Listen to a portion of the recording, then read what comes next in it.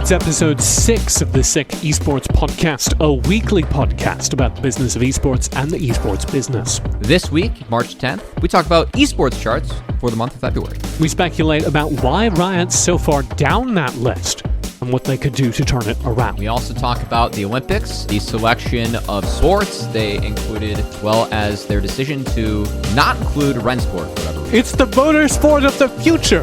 I'm Thomas TJ James, joined by Matthew Covey Samuelson, and all of that is after this.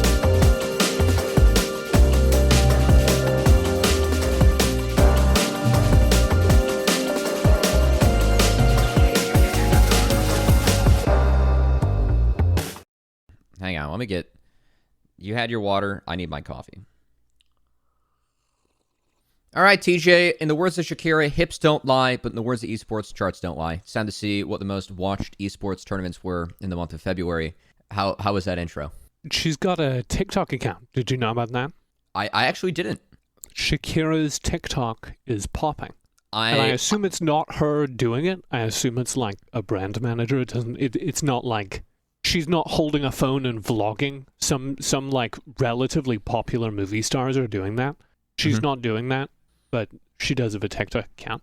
I don't know how this was relevant. I feel like we've gotten sidetracked 3 minutes out the gate. I mean, I appreciate it. But time to check out the most popular tournaments. And I got to say, TJ, this was a surprise for me. Esports charts for February just came out. So what was surprising to you? The leading game. Would you like to please explain what the leading game was? Oh, yeah. This is one of those... Oh boy, Western esports fans really are a tiny slice of the pie, aren't they? Yeah.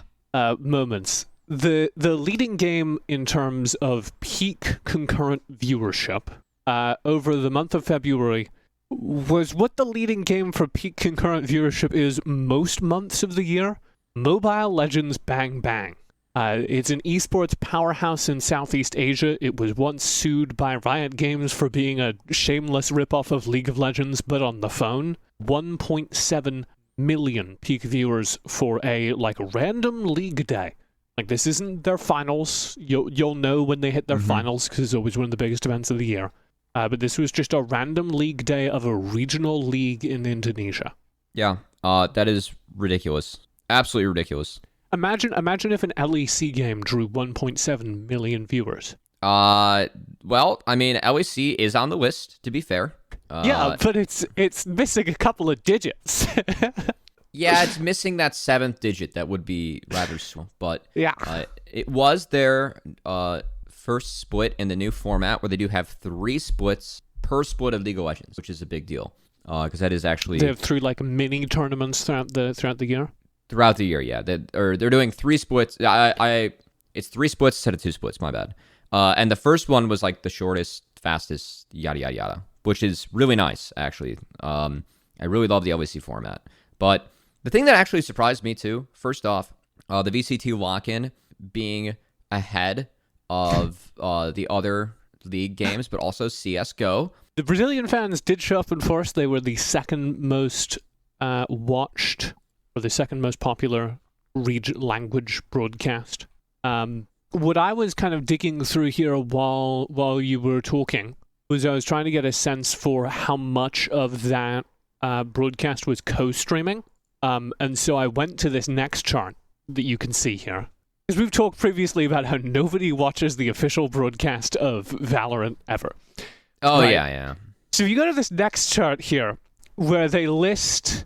broadcasts by channel, what specific Twitch or YouTube channel drove the most viewership?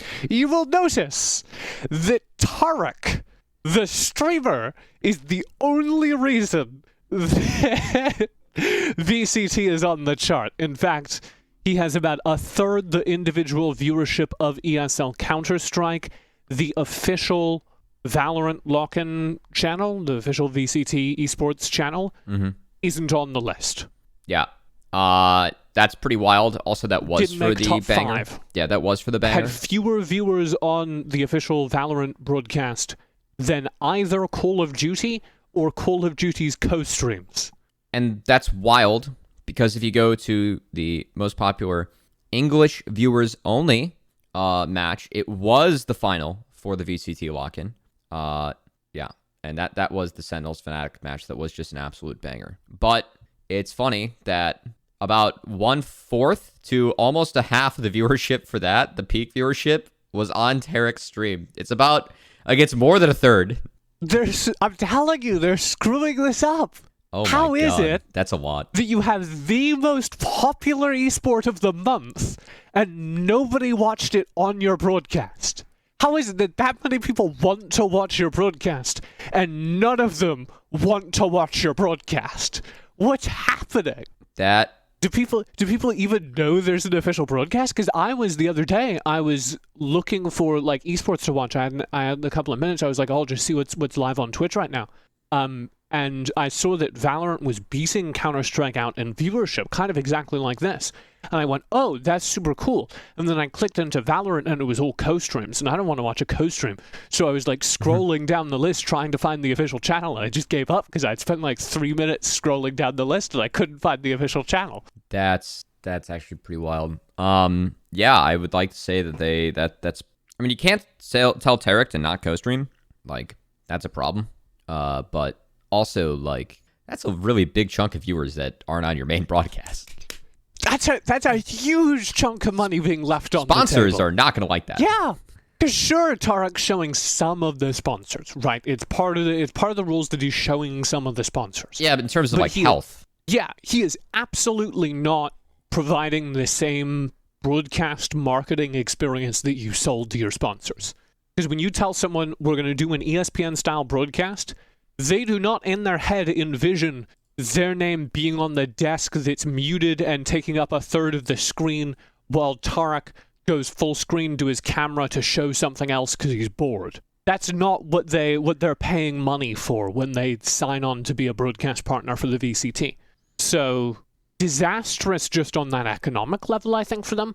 And then also, oh my God, is that not good if you're trying to build a sustainable ecosystem? Yeah, not great. Because how do you sell anything that, like, Tarek is your broadcast? Like, Tarek is the VCT, is what's happening. Tarek is the official VCT broadcast. Yeah, oh man, that is, that's tough. I mean, that's just such a huge chunk. What I will say, one of the positives for Valorant, something that I feel like they're doing well, they've captured a more global audience than CSGO already in terms of viewership. Yeah, I think Counter-Strike has been very Europe-focused for a very long time, which is and there is a huge Brazilian scene, but the event this month was in Katowice, and there were only 2 Brazilian teams there. Yeah. But yeah, there is a huge Brazilian scene, and Counter-Strike has kind of flirted with it, but not fully embraced it. Oftentimes, they've been forced to compete in North America, where the teams are frankly very bad. And Riot, right out the gate, went to Sao Paulo. It's kind of interesting. We're definitely seeing a competition between those 2 very similar FPS games for that exact market, because, of course, the last major of last year, the big Counter-Strike year-end tournament happened in Rio. Mm-hmm. And that was a sold-out event, and it did massive numbers, and ESL has already promised that they're going to do it again, presumably with major status if they can get it again. So definitely a lot of competition for the esports market in Brazil, but a lot of competition by Western companies for the tactical first-person shooter esports market in Brazil. Yeah, not bad. As I gotta say, I feel like we should read the list. We haven't read the list. Yeah, that is true. We've just been commenting on the list. Probably should read it. All right, so you just want to go most popular tournaments top to bottom. Yeah, sure. Number 1 is MPL Indonesia Season 11. That is the mobile game. Would you say Bang Bang is what they put at the end to avoid the lawsuit? Mobile Legends was the original name of their game, and then they got sued by Riot, and they changed their name to Mobile Legends Bang Bang. All right. Well, Bang Bang takes number 1, doubling the viewership of... Which is a totally different game from Mobile Legends. Yeah. Doubling the viewership of VCT 2023 lock-in Sao Paulo, which was not the final. It was the NRG Loud match. So, Brazilian fans going huge. I am Katowice in 3rd. Then we had LCK Spring for T1 versus Gen G. And then LEC Winter, which was their final in G2 versus... And I'm seeing something. It's interesting to me that the peak viewership there is NRG versus Loud. I'm seeing something kind of interesting in European versus North American audiences for Valorant, where I'm going to make a sports analogy. You ready? Okay. Valorant has kind of been the XFL of tactical shooters in Europe, where all the players who couldn't really hang at the highest level of Counter-Strike are playing Valorant.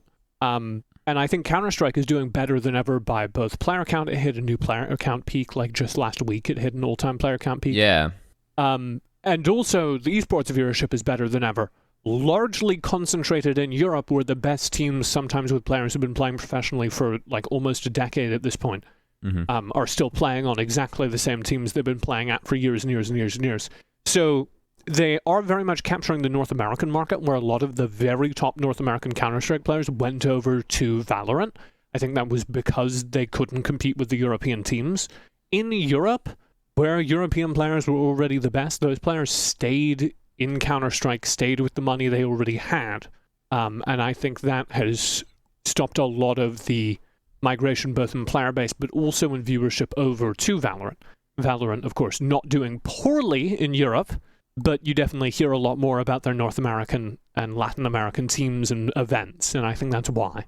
Well, definitely is one where I know that the competition between those two games is going to be pretty fierce, as well as, I mean, I'm going to be very generous here and include Overwatch in that conversation. Why? I mean, similar game types. I mean, sure. The the bigwigs of esports are those three companies, you know? I don't know that Overwatch deserves to be in that competition at this point or in that conversation, because their biggest esports audience is in Korea. It used to be in China, but you can't play their game in China. Still, by the way, I almost included that as a news item this week. I decided it probably wasn't worth it. All their games, including Overwatch, are still down in China. Damn. Blizzard's just at war with the CCP. About to start. Yeah, and the Overwatch League season is about to start, and nobody knows how it's going to work, because the Chinese teams just can't play. There are multiple franchise teams in China that are some of the best teams in the world, and they just can't play. Yeah. And that, as a reminder, is entirely Activision Blizzard's own doing. They put a rake on the floor and then stomped on it. So I don't, that's where their viewership came from, and they're not there anymore, so I don't know. That's curious. Anyway, I'm interested to see what happens between CSGO and Valorant, not just because it's two similar games, two of the bigger orgs that are involved in esport, game developers that are involved in esports, but also the different approach that each takes to their own respective esports, right? Because you still have Riot going with everything in-house, no third parties, and CSGO still is being ran off the third-party tournament system. Yeah.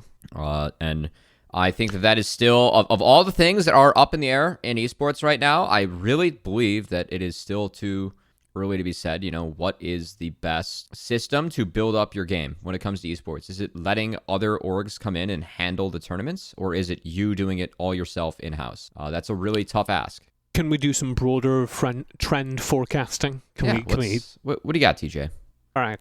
I think two things. One, I think this is really bad for Valorant.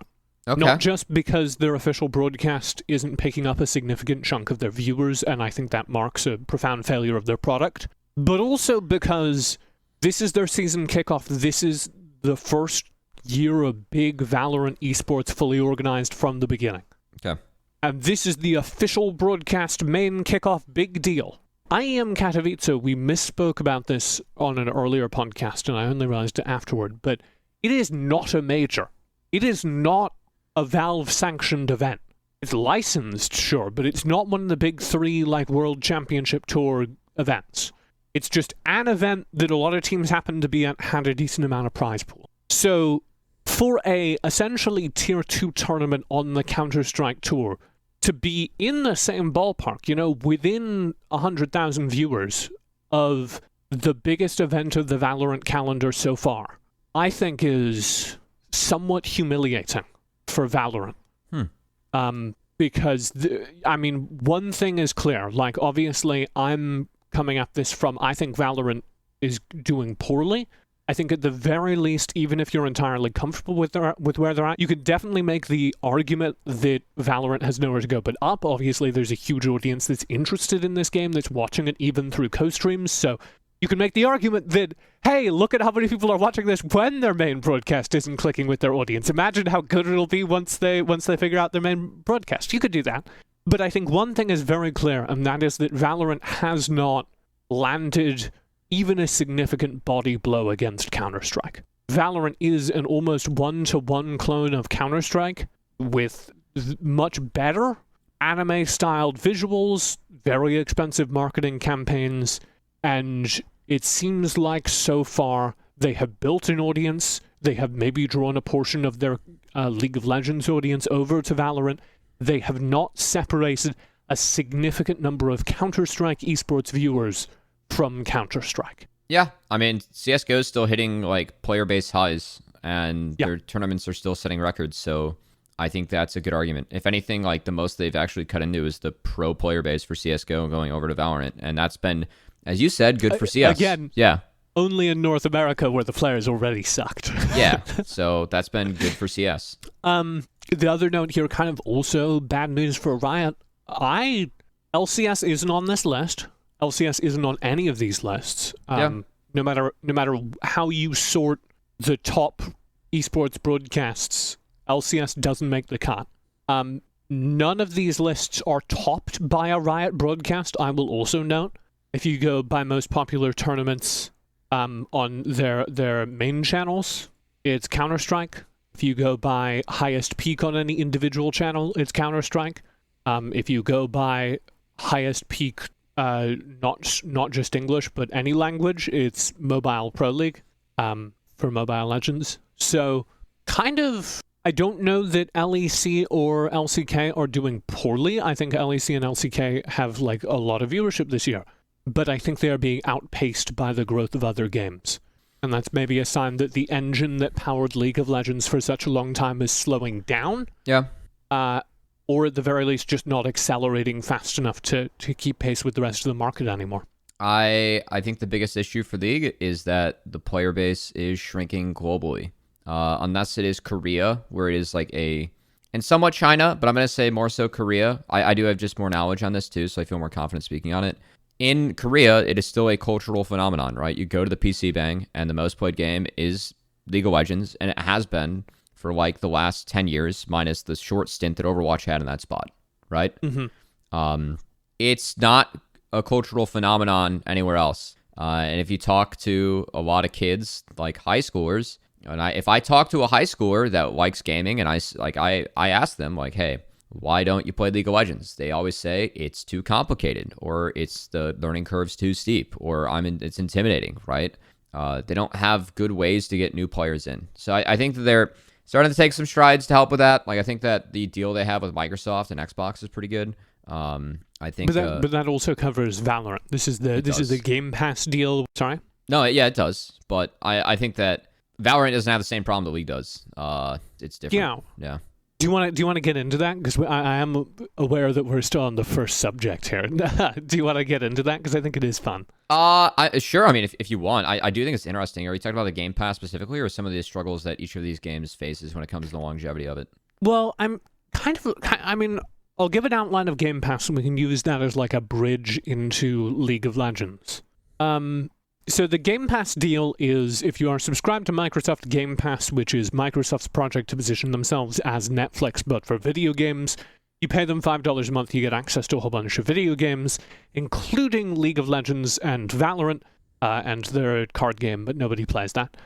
And you might go, that's crazy, you already have free-to-play access to those games. Well, the extra thing that they get for the Microsoft money is if you link up your accounts, you get all of the characters in League of Legends, all of the champions, for free. And so you already have them unlocked, and you can play as any of the hundreds of characters in League of Legends.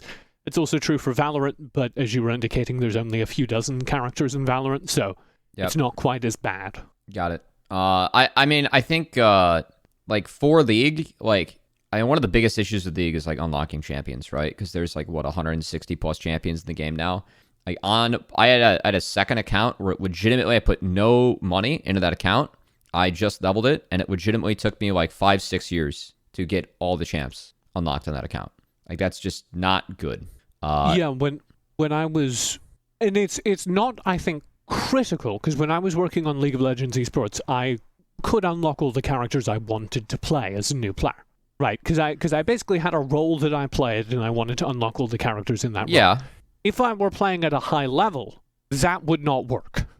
I would need to have enough characters that I could adapt to the situation of a specific game. Yeah. It's not just that, too, but it's also just, like, if it's going to take that long to unlock new characters, like, it really does just, like, it makes the learning curve even harder, right? Like, it's just, like, I get why the limit's there. I get, like, why it's somewhat necessary, but, like, is it really necessary, you know? I think that's the thing, or, like, the argument that, like, where the Game Pass is really going to help Riot and help new players. Because, again, it's like, why do we have this limitation in the game? Like, do we need this? Is it necessary? Because I really don't think it is. I mean, so here's the thing. I think here's the framework for League of Legends. Do you think that having access to all of those characters would make the game more accessible? Yes. Because, like, maybe, but here's my other thought. Have you seen Dota 2? Yes. Because Dota 2 is a competitor to League of Legends where all the characters are unlocked out the gate, and it's actually even harder, I think, to get a handle on that game. And Agree. One of the things that appealed to me about League of Legends when I was in its learning curve, and admittedly I was essentially being paid to learn League of Legends. I knew that I could get work in League of Legends, so I'm not quite a normal player. Yeah. But when I was trying to learn League of Legends, I didn't have to worry about learning 50 different characters. I just had to, like, pick one from the unlocked ones, and it unlocks the easiest ones to learn right out the gate and play them. And that's like a learning curve. That's a built-in ramp of, don't worry about all this, you could only play these 4 characters anyway, so just learn those 4. So that, great point. Now, what Dota 2 also has that League really lacks is Dota 2 has a really in-depth training and practice tools where you can, at any point, just go test out that champion or hero in Dota 2 on the Rift and be like, okay, I'm going to, like, in a sandbox mode, I can practice all my combos. I can see what different builds do.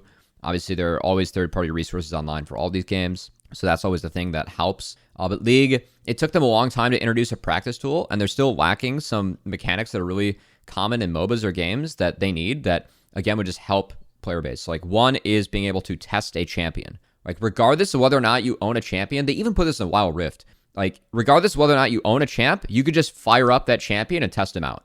Like, in a sandbox, like a practice tool game, right? I think that really helps the learning curve, because it's like, even if you don't own the champ, it's like, all right, well, I have to play against this champ maybe. Like, what the hell does it do, right? And part of learning in this game is I really believe it is playing, like, the champ. Like, I've played every champ in this game, like, you know, at least once. I'd say with how long I played, probably at least 10 times. That's part of the learning. I'm going to stop you, because I think you've hit a more fundamental problem with League of Legends and a lot of would-be esports games without even realizing that you're doing it. Mm-hmm. Which is that you're just talking about homework. Yeah. I don't want to do homework. Yeah. I mean, you're like, in order to play though. this game, you have to play every character once, and you have to, you know, really just play the game and lose for a bit and grind in order to figure out how to have fun. Like, I don't want to do that. Yeah, and, like, when you talk to high scores, like, that's why they don't want to play the game, right? Yeah, and I think that League of Legends has ended up in this place where it has become such a refined sport that it is no longer a fun video game. That's an interesting take. Obviously, it's a fun video game and people have fun playing it, but I think it's very hard to pick it up for the first time and have fun playing it. Okay, but, like, if we take, like, a very, I guess, figured out game, or, like, just a game that's, like, been around for a long time, like chess, right? I suck at chess. I have a roommate that's actually pretty good at chess. I get my ass kicked by him. I've yet to play. I guarantee they get my ass kicked. I still have fun playing chess, or have fun playing with beginners, right? If I understand the game mechanics. I will not have fun playing against him. I will probably learn something, and that's fine. But I still think, like, with League, I will say, like, the new player experience is not great in this game. But that is still something that, like, you can have fun playing at many levels. The new player experience in League of Legends is losing and not knowing why. Yeah, because it's a lot of people that, like, already have accounts and have won a lot that are creating new ones. Right. Yeah. But that's what I mean, is if you're playing even chess, but a lot of the games that have grown most explosively and broken into the top tier of esports, or remained there in the top tier of esports. Mm-hmm. I'm thinking about Rocket League, I'm thinking about Counter-Strike, I'm thinking about Valorant, are games where it's very easy to understand what happened to you and develop a theory, right? Yeah. If I lose in Counter-Strike, it's because a man popped onto my screen and popped me in the head. That's true. That's always why I had the argument that like CS:GO is a game that actually could be put on TV and League of Legends could not, right? Because like anyone can understand, like, okay, that I clicked that guy, he's dead, right? Mm-hmm. And whereas in League of Legends, I have a health bar that goes down in proportion to spells that one of 200 and something characters can cast on me. Yep. And every character has 8 different spells, and all of the spells do different amounts of damage based on what items the person has built. And there are hundreds of items that could be built. And yep. I am speaking to this as somebody who has a pretty good time playing League of Legends and other MOBAs. Yep. Right? I am speaking to you as someone who has done the work and understands most of that stuff to a degree that most human beings will never. I have commentated League of Legends. But that is not a reasonable expectation for most people, and until you get over the curve of knowing what at least 50% of those characters and at least 50% of those items do, yeah, it's an impossible experience. You have to have like a monk-like zen in order to just get hit by a spell that does something new and exciting and also does a different thing than the last time it hit you because they built an item that you don't know about. And to be able to have fun while that's happening, I mean, it's just like, you know, playing with your older brother's friends or something, and they're playing a game you've never played before and making fun of you. Like, that's the experience. Yeah, you are correct. Yeah, like that's why like new players, again, they don't want to play this game. What would you do about it? You're the CEO of Riot Games. Keep on hashing out new player mechanics and do everything that you can to make this game more approachable. I still think the solution to League of Legends I still think the solution to League of Legends and the game's longevity is to put it in every high school in the country. It's the best way to implement the cultural significance of League of Legends that you can find in the country like Korea, because it's a social experience that you can share with kids as you grow up in a PC bang. I think that's interesting. The closest thing that you can do to emulate that is to actually put it in high schools. So I will say I do not think there is a tutorial in the world that can make League of Legends more accessible. Because either you're down to do all the work, in which case you might as well go look at a YouTube video, because the YouTube videos will always be more up to date, and there'll be more of them, so you'll be able to find one that deals specifically with what you want. Or you're not down to do that work, and no amount of tutorializing will make it fun. In fact, the tutorials will just get in the way of people who are ready to go. Yeah. So I don't think you can add systems to the game that make multiplayer games easier. And a lot of games have tried to add tutorials, and there's like no good way to do it. But I do think that you've hit on two real things. The two things that like you can do. One of them is cut features. One of them is make the game less complex and easier to approach. And they've done some of this. They fiddled with the items and tried to do that. So that's definitely something Riot could try to do. And the other thing is social engineering, and say, okay, we have created a sport. This is a sport. Football's not easy to play. When was the last time you saw people playing football in a park? It's like just not a thing that Americans do. Mm-hmm. But, well, I'm sure there are parts of America where it happens. Let me say, you're far more likely to see someone playing catch with a baseball or throwing a frisbee than playing team football in a park. But football is in every high school, and therefore everyone knows how it works, and all the people who are interested in it get a chance to play it. So there's a social engineering component, and I think you're right that could be a way to determine the next kind of phase of esports. Yeah, I think that like the reason that I was so into esports was that in my college I kind of saw the impact it had on kids who didn't compete in team sports growing up, and then had that experience through esports. And I think that's like a big part of like youth growth, right? I think that you can capture an audience with esports that wouldn't usually be participating in sports, and teach them a lot of life skills and lessons moving forward through the game. And I think the best way to emulate that is high school. Let's move on to our second subject. Yeah, interesting rabbit hole to get down, you know. Kind of speaking of mainstreaming esports and making it a bigger part of people's life. Yeah. Could you read the list of confirmed games for the upcoming Olympic Esports Series. Oh yeah, we're going there. All right. So yeah, Olympics are gonna have esports, which is huge. We all wanted to see. I will say it's not new. They've been doing this exact thing for a couple of years. I think this was just like the list went viral on Twitter. It did, and people were like, "Whoa, what?" And they've been doing it for a few years, and it's always been exactly this unhinged. I think it's slightly less unhinged this year. I think they've got a little bit of a hinge this time. Well, Olympic Esports Series 2023. I have to go through this fast. Just read the whole image that I pasted in our doc. Yeah, the confirmed games across 9 sports include, I think keyword sports, archery, baseball, chess, cycling, dance, motorsports, sailing, tennis, and virtual taekwondo. So I think it's important that you read the game names. The archery event will be represented in a mobile game called Tic Tac Bow, where you kind of draw the bow back with your fingers on the phone screen. My favorite is Just Dance for dance. Yeah, the dance competition will be held in Just Dance. This has to be torture. Like, just reading this list. This has to be torture. Virtual tennis competition will happen in Tennis Clash, which is another mobile game. Dynamite. So basically, there are 2 games on this list that I would count as video games you could compete in. And they are Gran Turismo and Chess.com. Yeah, I mean, chess is legit. That's cool.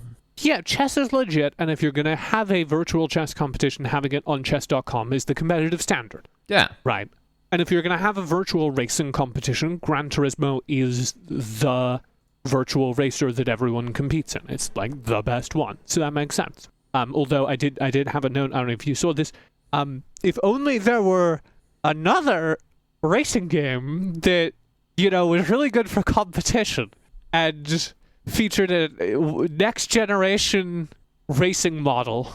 They don't have their damage model in yet, I hear. Yeah. But everything else about, if only they had Rensport, is what I'm thinking. Then this whole thing would make sense. I mean, that would explain all the money, Oh god, this list hurts. Especially if I know that it's a big deal right now because there is a loophole in Korea where if you actually win, something that's Olympic related, so like they have something called the Asia Games where it's like countries compete, so it's like Korea versus China versus Japan, it's a League of Legends tournament. It's actually run by the Olympic Committee for Asia. Yeah. So if you win that, then you can actually get out of military duty in Korea. There's one way that you can get out of the military service that's required from everyone. So on that note, I will note that the Asian Games for years have partnered with Tencent, who are one of the biggest game publishers in the world, and they have held an esports competition that is sane. Mm-hmm. Where they do League of Legends and StarCraft, and they have a Mobile Legends tournament, and they just the most popular esports video games in Asia they play. The Olympic Committee, the IOC, presumably knows somebody involved with that project. I can't imagine that the Asian Committee aren't telling them this. Mm-hmm. Presumably they are aware of that, but because they're French or something, they decided that the only thing they were going to allow in such a prestigious event as the Olympics are games that are related to real sports. Like dance and chess. Yes. And in Just doing Dance. so... Just Dance. Back in middle school, man, that was my jam. That's You could be an Olympian. Yeah. And in doing so, I do think they have made themselves look rather ridiculous, very out of touch. They're not going to draw in traditional esports viewers. And I guess this is just, I don't know who this is for, because they're doing this to try to appeal to young people, but no young person has ever wanted to watch Virtual Regatta, which is the sailing simulator they will be using to compete in sailing. Yeah. So they're not attracting a younger audience, and the people who care deeply about these sports, this is the conversation we have with Rensport, with FIFA. The people who care deeply about these sports Well, simply watch these sports. You don't need to have a virtual baseball competition because there's already baseball at the Olympics. And I can watch that, and I do. I do watch baseball at the Olympics. I'm a nerd. I enjoy it. Yeah, we do share something in common with being baseball nerds, you know? Yeah. It's nice. But that's my point. We are like we love baseball. We love esports. Do you plan to watch WBSC eBaseball TM Power Pros when the Olympians compete in it? Honestly, I'm going to have to check my schedule. My favorite one is the virtual cycling competition is being held in Z-Swift, which is, I don't know if you've ever seen this at like a gym or something. It's the standing bikes. It's the cycles that you pedal on. Yep. And there's like a virtual display in front of it that tracks. So that's what the competition is in. I will say I actually did just do I casted a World Golf event, like World Golf Tour event. It's a game online. You like click buttons to play golf. It's a lot of timing. A lot of good players in there. They I think the winner shot -17 in one round. Did they pay you money? Yeah. I actually, well, not yet, but I have to send the invoice. But yeah. Right, but you're getting paid by them. Then, yeah. Cubby, it sounds great. I'm happy for you. Nice I'm sure it'll be community. a success. I will say, I no flame that anyone's going to actually pursue this and try and win money, but I am going to flame the Olympic Committee for their game selection. Yep. I have no thoughts on the company that is paying you money. I'm sure they are great. I have a lot of thoughts on the Olympic Esports Committee. I think they're out of touch. Same. None of these games. How can they not include Rensport? I mean, how out of touch are these people? How could they not include Rensport? Talk about being out of touch. Let's do a round of Is It Esports? Does that sound good? Sure. I'm going to start with Minecraft Steve. Oh, that's not... Okay. Let's do a round of Is It Esports, and then we can talk about how Minecraft Steve is illegal now. Okay. Is It Esports Warzone 2? Call of Duty Warzone, the long-time Battle Royale from Call of Duty developers, is now getting a complete seasonal revamp. They're calling it Warzone 2. It's kind of Warzone Season 2 more than anything. And amongst it, they've added a ranked mode. For a long time, Call of Duty developers Activision Blizzard have held one-off esports events for Warzone. They'll invite a whole bunch of streamers, good players, to an event, hold a tournament, and then everyone goes home. But they've kind of held off of running full esports series for it, or allowing other people to run full esports series for it, because, of course, it will compete with Call of Duty. And the Call of Duty League is where all their money is. So, Warzone 2, is it esports? No, it's hella fun, though. Okay, you don't think that the fact they added a ranked mode indicates anything? No. I think it just makes, like, for me, if I'm going to play any game somewhat seriously, like, I suck. I've talked about how I suck at Rainbow Six Siege on this podcast, and I play with my friends back home. It's, like, the most serious game that we can play as a group. But, like, we played enough where, like, you know, I'd say that we play, like, I probably play, like, 4 to 6 ranked, like, matches a week with them. And it's just... What rank are you? Well, it just reset the season. The last season, our best player got up to plat, and we were all around gold. I didn't ask if what your best player was. I was asked gold. what rank you were. I was gold 4. I think I just like hit gold. That's not very good. No, it's also not good. Terrible. Yeah, like you're ahead of the bell curve, I think. It was the best season that we had as a team. We'll put it that way. Sure. But because we always it's only 4 or 5 stacks, right? But my theory on that is that if we're going to play like a game quite a bit, it's actually more fun to play ranked because we actually get to play against people that should be around our skill level, right?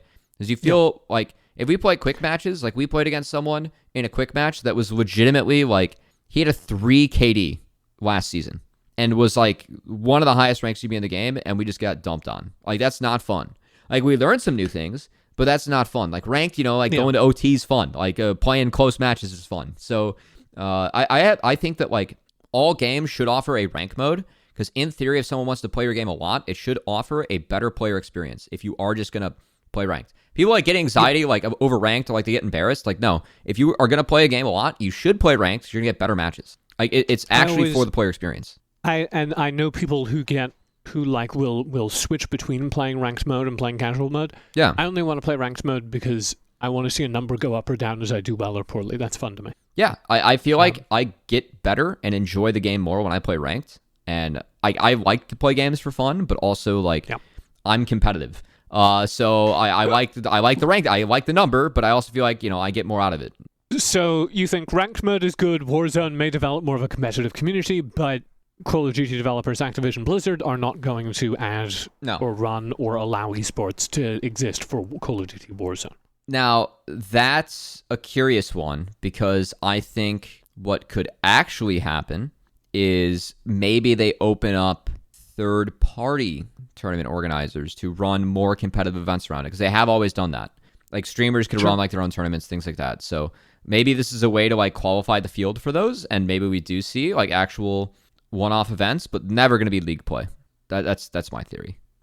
All right, the finals, a new 3v3 v3 v3 round-based shooter from the DICE Battlefield team, the developers behind the long-running Battlefield series over at DICE Games, left the EA studio about 2 years ago, and they have a new 3v3 v3 v3 shooter, which is a crazy kind of round-based system. Every time someone tries to explain the game mode to me, it sounds really cool, but it also gets a little overwhelming. There's like boxes that you pick up, and then you check out the boxes, and you have to defend the checkout point for a period of time while the other teams come for you. And their big hook is that the entire first-person shooter level is fully destructible. Yes. And they do this by taking all of the computations that would happen when you shoot a wall and doing them on the server side, so your computer is basically just being sent a video feed. Which means that they have created, the most detailed first-person shooter so far in terms of what happens when you shoot a bullet. So, is it esports? I don't know, but watching the trailer for this game and watching everything be able to blow up is pretty freaking cool. I will say that. Yeah, if you like Rainbow Six, we should get you in here. Yeah, you can also like swing around the map, like it's very mobile. There's a class that's very mobile. The trailer is probably taking footage from the light class. I think that might be alpha, beta terminology. Yeah. But it looks like it's going to be, honestly, if done well, like, I always liked how Battlefield, like the skyscrapers like blow up throughout a match. Like, that's fun. Yeah. I mean, it looks promising. The 3v3 v3 is kind of hard, though. Like, how is that going to be even, Well, I think it's basically just you have a team of... It's basically just a Call of Duty or a Battlefield game mode where you have a team of 3 people trying to accomplish an objective, and there are enough objectives on the map that you're usually only fighting 1 or 2 teams at once. So it's usually a 3v3 shooter, just it could get more chaotic than that. Yeah. When it comes down to it. Yeah. And I kind of like that, because my problem with Battlefield is always that, like, I don't have 200 friends, And it's if you get like your group of 5 people together to play Battlefield, it's very hard to like actually play the game together, because just stuff's always happening. Mm-hmm. So I like it. You know what it reminded me? It reminded me of the fact that this team that made Battlefield, also their like passion project was Mirror's Edge, and if you look at that game, it definitely looks a lot like Mirror's Edge, which is one of my favorite games of all time. Yeah. So some of the aesthetics, some of the mobility in a Battlefield-style shooter might be really cool. I don't know if it's going to be esports. To your point, 3v3, v3, v3 is very difficult to get your head around as a spectator. As a storytelling mechanic, it's very difficult. The whole thing is framed in a like tournament-like framework. Their frame for the video game narrative is that you're on a like Hunger Games-style, Battle Royale-style game show. So, maybe their heads are in that place. We'll see. Yeah. I think the big question when I see a game like this, like I'm with you, Call of Duty Warzone not going to be an esport. When I see a game like this, the question, will it be an esport or not, is actually going to be answered just by the player base. Just can they build a big enough audience that plays the game that other people want to watch the game? And that's going to be difficult, because how many people have a computer good enough to play this game? How many people want to play a competitive first-person shooter? The answer is a fair number, but a lot of those people are already playing Counter-Strike. A lot of those people are already playing Valorant, and you need to pull them away from those games. So sometimes having a good game isn't enough. Yeah, that's a community always deems whether it's an esport or not, right? Like, you got to have the support for it from the players and the fans, right? Well, except for here. Here we decide whether or not things are esports, so. Yeah. And then finally, Counter-Strike 2. Is it an esport? Yeah, it will be. This is the final round of our Is It an Esport is a way for me to Trojan horse in the Counter-Strike drama. Let's so I'm like, this has been a story, I kid you not, this is a story that I've been following since I was 15 years old. Mm-hmm. So why don't I hand the reins over to you, and you ask me questions? Because I am so in it that I don't really know what needs to be explained, if that makes sense. Okay, so this is source 2, right? Because whenever they only read you Counter-Strike when they have a new source code to build it off of. Okay, so that's been the historical precedent. Counter-Strike is built on... This is actually more complicated. Okay. All Valve games are built on a thing called the Source Engine, which is a modification of the game engine that built Quake way back in the 90s.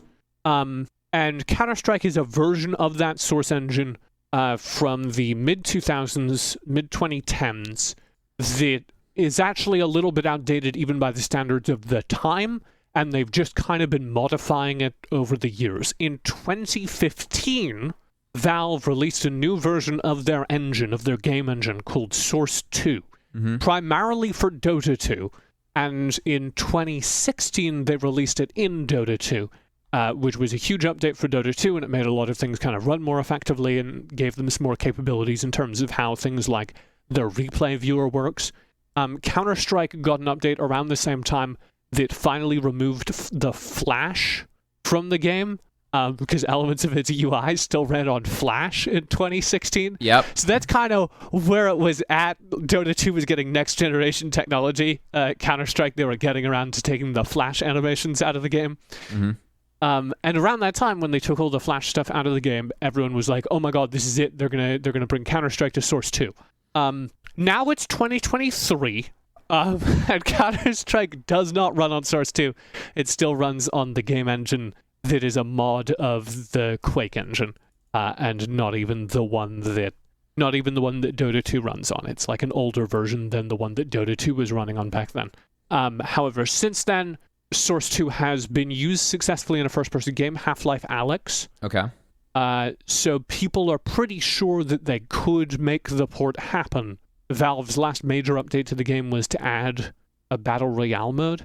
Wasn't there really beta key weeks? Yeah. Yeah. So, this week, a couple of things happened very quickly. Everyone always, since 2016, the Counter-Strike community has always been very sure, for one reason or another, that the Source 2 update is right around the corner. This week, there were some NVIDIA driver updates, including CS2. So that means basically NVIDIA updated the drivers that run everyone's video cards, and one of the new games that they support was a game called CS2.exe. Nice. Which was very exciting. Then it was revealed that Cities Skylines 2 was releasing soon. So there was a little bit of a fake Wait, I love out. that game. Yeah, Cities Skylines, shout out. So there's a little bit of fake out. People were like, oh my god, it's happened again. We've gotten all excited for nothing. The rest of that list came out and included CSGO2.exe. So it's probably, maybe one of them is Cities Skylines, but probably at least one of them is Counter-Strike 2. That doesn't necessarily mean that a second new version of Counter-Strike is coming out, because NVIDIA releases drivers for games that are mid-development, sometimes months before the game is actually released, sometimes years before the game is released, sometimes games are cancelled after NVIDIA releases a driver for it, so who knows what's happening. After that, Richard Lewis, who is a reporter, a self-styled investigative reporter in esports, does a lot of behind-the-scenes scoops, has a pretty good track record of being accurate, if a somewhat controversial personal track record. Mm-hmm. He got in a fight once at a Counter-Strike event, so Counter-Strike fans think he's a bit crazy. So he releases a report on his website on his blog, and he is the editor for Dextero, which is a website that we use quite frequently. So it sticks out to me that he chose to release this on his own blog as opposed to on Dextero. No, he's no longer with Dextero. He's Substack now. He's no longer with Dextero. Yeah. Okay. That makes sense then. Yeah. Because this is the kind of story that should go out on the biggest platform you can find, unless you're trying to build your own platform, which maybe is what he's trying to do. Yeah. He releases a blog post that says, sources, yes, Counter-Strike 2 is real. and doesn't really offer any more details than that someone told him Counter-Strike 2 is real, and what's more, a whole bunch of pro players got flown out to Seattle, where Valve Studios, who make Counter-Strike, is based, to playtest a new version of Counter-Strike that ran on the Source 2 engine. There it was. Okay. God, this just keeps on going down the rabbit hole. Yeah. You are in the weeds on this. Counter-Strike fans are now like, the latest news is you can tell when somebody uploads a package to the Valve servers for distribution for a game update. Mm-hmm. So that doesn't actually mean that a game update is going to release, but you can tell when somebody uploads a lot of files to a game update server to release a game update, maybe in the future. Someone uploaded a lot of files to the Counter-Strike servers the other day. Oh, hell yeah. Which could mean there's a big update like this month. I'm sure everyone's on that, I'm sure no one realized that the files are there and what they could be, You know, what else you could observe if you're really deep in... You could tell when somebody is writing a blog on the Valve blog post stuff, and it doesn't get published, but like the URL's changed slightly because it's a draft. God. Counter-Strike fans know that somebody got in there yesterday. That's built different. Well, what you have to understand is that Counter-Strike, like, despite being one of the most popular games in the world, if you go by the numbers available, it is flat out the most popular game in the world except for League of Legends, and the League of Legends numbers depend on how much you trust Riot's China numbers. If you exclude Chinese players, Counter-Strike is the most popular PC game in the world. Mm-hmm.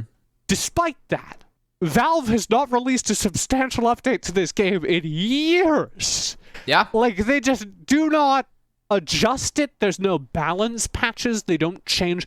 Like, they did a balance patch earlier this year where they lowered the amount of bullets in a clip for a gun by like 3. And that was crazy. That was unheard of. Everyone was so mad. So they have a positively Nintendo-like approach to balancing this game. Which hasn't always been the case, but has been the case since about 2016. So the idea that they're going to release a revamp is water to thirsty soldiers in the desert. It is food for the starving. Wow. I've just been enjoying this ride with you, It's you are way more into this than I am. I have to kind of get into this. This is like, some JFK level of conspiracy theory going on here with CS:GO 2. Release the Counter-Strike 2 files. Where is the magic bullet? Oh dear. Yeah, so unclear what's going on there. Like, the funniest thing is that, like, if they release this, like, Counter-Strike fans are so... You want to know what the difference between Counter-Strike and League of Legends fans are? Do I? League of Legends fans are, like, complaining about, like, balance and stuff. Counter-Strike fans are like... You know how the replay viewer doesn't work in Counter-Strike and it crashes if you hit any of the buttons? It would be really kind of cool if it worked. You know how it's about time that we just got an entirely new game? Well, no, they don't want that. Because Source 2 wouldn't be that. Like, it's called Counter-Strike 2, and maybe that's a branding exercise. Yeah. But the consensus is if they release a new Counter-Strike, it'll probably be basically identical to the current one. Just like visual updates and some like behind this like mechanic updates, like make sure the game like runs better because they want to keep it as competitively viable. You don't want to because like the grenade physics have to be exactly the same. Yeah, because a huge part of competitive Counter-Strike is that when you throw an object from one side of the map to the other, it behaves in a very precise way. Mm-hmm, mm-hmm. So like, you can't make the map look prettier because if you add a potted plant, somebody's going to be like, but I used the glitch in the floor behind the potted plant to line up a grenade that perfectly flashed the B-bomb side, and now you've ruined it. But you can make the potted plant that was already there look cooler and prettier and make it easier to see everything. Are you adding a leaf? Or what? So there's basically 2 ways this could go. One is they update everything, it looks stunning, and everyone hates it. Because if they significantly change the gameplay, Counter-Strike fans will be very upset. And the other thing they could do is they could release this update and it basically does nothing. And it's like, oh, it's running on Source 2 now. On some computers, you get a higher frame rate. And that's it. And I don't know what Counter-Strike fans would make of that. There are, though, buttons in the main menu of Counter-Strike that do not work. So if they fix that, that would be neat. It's the Counter-Strike fan over here. Yeah. If you press the rewind button on a Counter-Strike replay, the entire game crashes. Wow. And it's been that way since 2013. Love that. So if they fix that, you know how replays work in Dota 2? You can press a button at any time during the game and it will export the last 5 seconds of gameplay as a clip, as a video clip. Game sounds like a mess. Valve has a favorite child, and it's not the most popular PC game in the world. It's Dota 2. All right, let's take a break, and we'll come right back.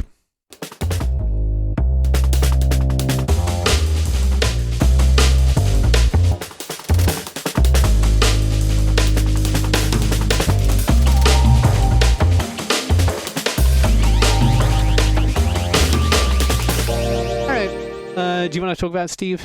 Yeah, what the hell's going on with Minecraft, Steve? He's too good. Next question. Okay, I mean, it sounds like there are like bugs in the game that he can just abuse. Yeah, this is Super Smash Brothers. I don't even know what the current one's called. Ultimate? Super Smash Brothers Ultimate, which is the latest Nintendo fighting game, and they've added a whole lot of characters, including Minecraft Steve, who is kind of crazy because he can like build stuff on the level, which if you know anything about fighting games is not how it's supposed to work. Yeah, that's weird. So watching Minecraft Steve players play at the highest level for a long time has been crazy. And people hate Minecraft Steve because there is nothing more tilting than losing to a man who can engage in a mechanic that nobody else in the genre can do. Okay, yeah, that seems reasonable to be mad about. One time, a Smash player won a tournament against who was thought to be one of the best players in the game. And as he was falling off of the screen, which is how you score points in Smash, he built an L for loss in the center of the screen using Minecraft blocks. That's awesome. I love that. All right, I like this character now. But that's the necessary background because people like hate Minecraft Steve. There is a bug you can exploit where Minecraft Steve avoids damage, and a whole bunch of regional tournaments for Smash Brothers rather than ban the bug, rather than ban the exploit. Which is normally how these things are handled. You say, hey, if you do that thing that's really hard to do and you need to hit all these buttons at this exact timing, if you do that thing, you're in trouble and we'll disqualify you from the tournament. It's normally how these things are handled. Okay. Because it's pretty easy to tell when somebody does it, and you have thousands of people watching, and when they behave that way, they can be banned. Rather than doing that, a whole bunch of tournaments have banned Minecraft Steve. And so the controversy is, are they doing that because of the bug, or are they doing that because they don't like Steve players and they think that nobody should be able to play Minecraft Steve? I don't know. I have no opinion on this because I don't follow Smash, but it's interesting to me. Highly entertaining. Sounds to me like they should just fix the bug. Like, why are we banning characters? Well, Nintendo doesn't know that they have a game that's one of the most popular esports on Twitch. Oh, I mean, of course they don't. Every time Nintendo hears about somebody running a tournament, they sue them. That's true. So. Yeah, I know. It's really fun and really great. And, definitely really doing the best work they can to grow their own esport, Yeah. I hear they're really investing in Splatoon esports, though. So. Oh, hell yeah. There you go. Speaking of investment, do you want to do the business roundup? All right, business roundup. Get out of here. We have esports winter continuing. Beyond the Summit shuts down. A lot of employees showing up to LA to work, and then 2 days later find out that they don't have a job anymore.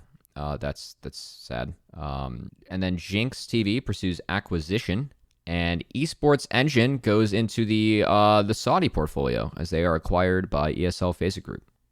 Yeah. Where do you want to start? Is anything here? I worked with Esports Engine last year. They were really great to work with, actually. Yeah. So quite the acquisition. As we talked a lot about on the last podcast episode, TJ, how tournament organizers were consolidating, and this is continuing. This is everyone. Yeah. This is the whole ball game. Yeah. Esports Engine was already a consolidation. Its parent company called Vindex is technically what's been bought here. And they were essentially the people that made MLG. MLG got bought by Activision Blizzard. A whole bunch of the people at Activision Blizzard built the Overwatch and Call of Duty leagues, then left, built a company called Esports Engine, then got bought by Vindex. Vindex also bought NGE. If you wondered where they went, they run an LA Burbank studio that all of the Twitch Rivals stuff, a lot of Rocket League stuff is broadcast out of. Mm-hmm. So between them, they do all the Twitch Rivals stuff, and the Halo Championship Tour, I think, is their most notable client. They also do a lot of Call of Duty League stuff. And that is kind of the other major competitor in North America. It's Esports Engine and ESL Faceit Group in North America. And Esports Engine is now ESL Faceit Group, which has a couple of things. One, yeah, that's all of the North American major tournament operators under the same roof. But two, like I said, they have a Burbank, LA studio. ESL also has a pretty huge Burbank, LA studio. I can't imagine both of those make sense to fully staff if you're the same company. Yeah. So I think it's very reasonable to expect some consolidation, a lot of layoffs in the future for Esports Engine. The guy, I don't know if you remember from like our very first show when we used the term Esports Winter for the first time. Do you remember that? Oh yeah, I used it again here. Do you remember who we were quoting? I don't remember who we were quoting though. Well, it was the man at the head of Vindex. So I don't know what it says. The guy who was like, hey, this is going to be bad. All the esports companies are going to close down. Had to sell his entire portfolio. Basically, my read on this is that Vindex and Esports Engine were running out of money. And I don't know. I know that. I feel that is true. I am pretty darn sure that is true. Mm-hmm. I do not know to what extent that was true. It may have been that they weren't earning money and venture capital was signaling to them that they weren't going to keep funding that, because esports tournament organizers have never made money. Apart from ESL, who I'm told by some people is profitable now. I don't know how much I believe that.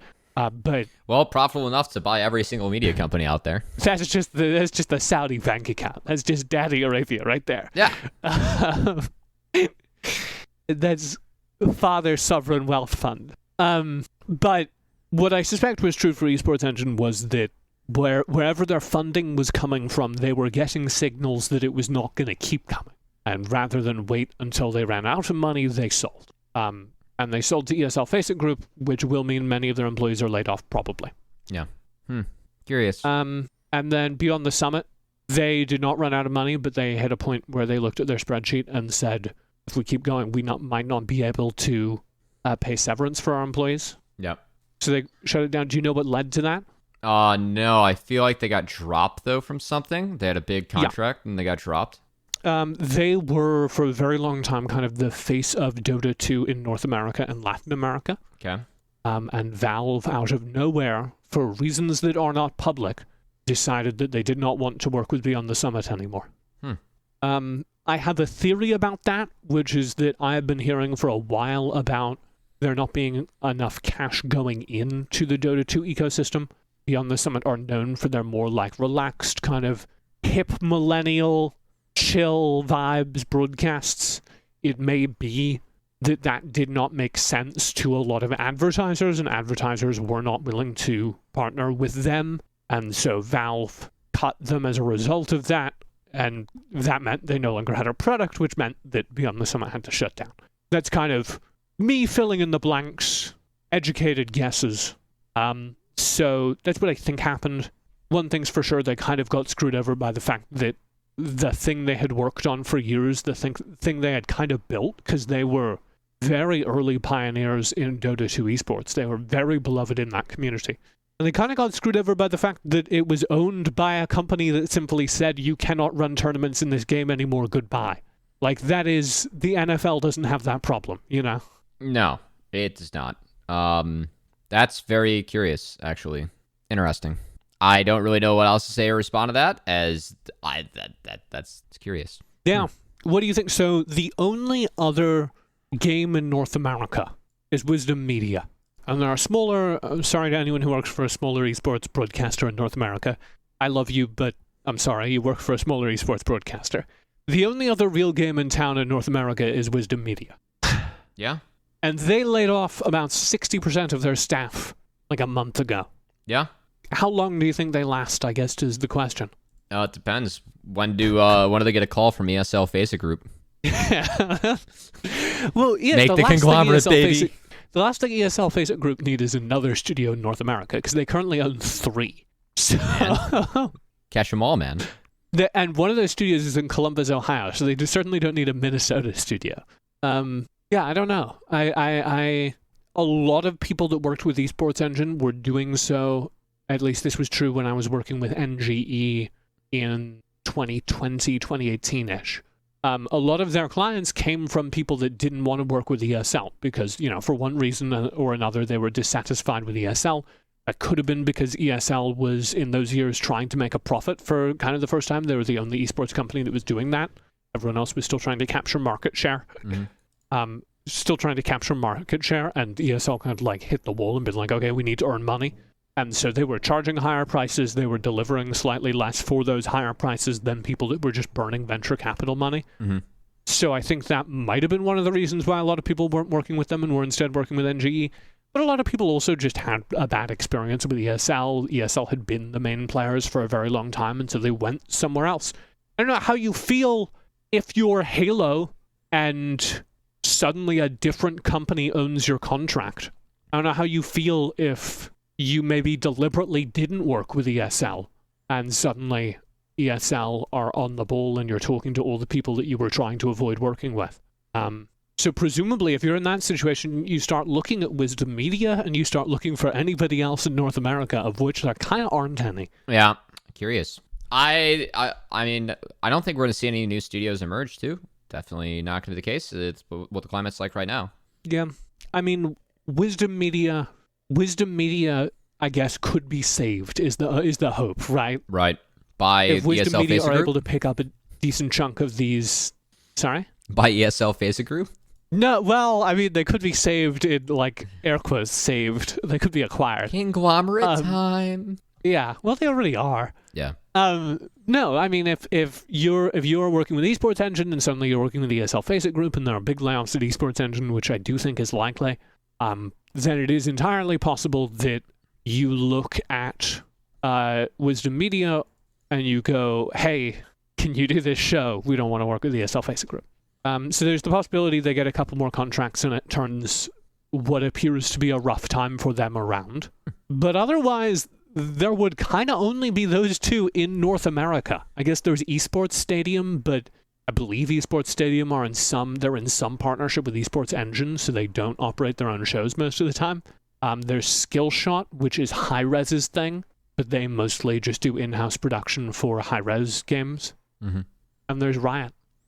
Everyone's in-house. That's why I think it's so curious, the CSGO versus Valorant approach, Yeah, I mean, well, what really matters is that previously Esports Engine could run a tournament in North America, ESL could run a tournament in North America, DreamHack could run a tournament in North America, and NGE could run a tournament in North America. Now all of those companies are the same company. Yeah. And over the course of a few short years, that has happened. And I don't know who in North America is big enough to run a Counter-Strike major aside from those companies.